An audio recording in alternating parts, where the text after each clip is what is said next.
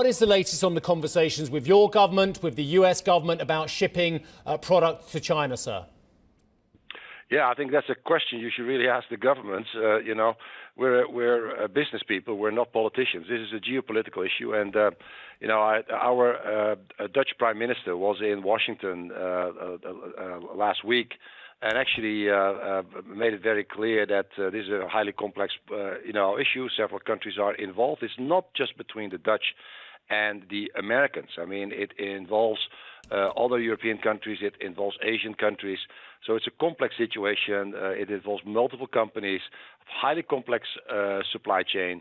So I think this is all very sensitive, and it basically says, it needs to be a balanced outcome, and they're talking. Of course, we provide them with the information as we see it,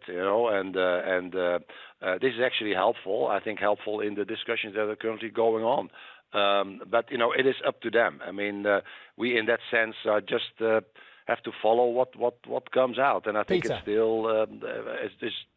still still a discussion. Yeah, Peter, I asked Mark Rutte on the back of his trip the day after he'd had that photo taken in the Oval Office, and he didn't give me a concrete answer on this one. So my tech correspondent Arjan's just asked me, what are you currently shipping to China? Do you think you are going to be selling EUV machines to China? Oh no, I think that can be very clear on that. There is an export control issue on EUV, which is our most advanced product, but we're still shipping deep UV and metrology and inspection tools, which is still allowed. So now our China business is about 15% of our total sales.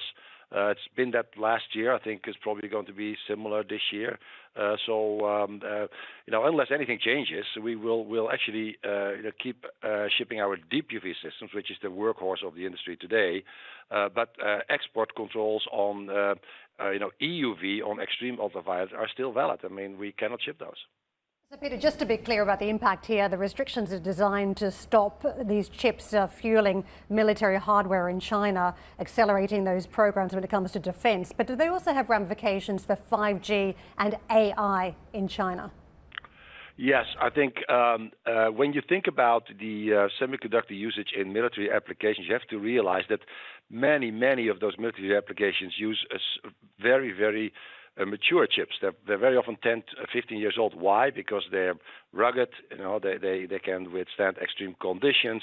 So the most advanced chips are not used in those military applications. It is basically, as you said, the leading edge chips are really used in the infrastructure, are used in the mobile phone area, in the consumer area, in the industrial area.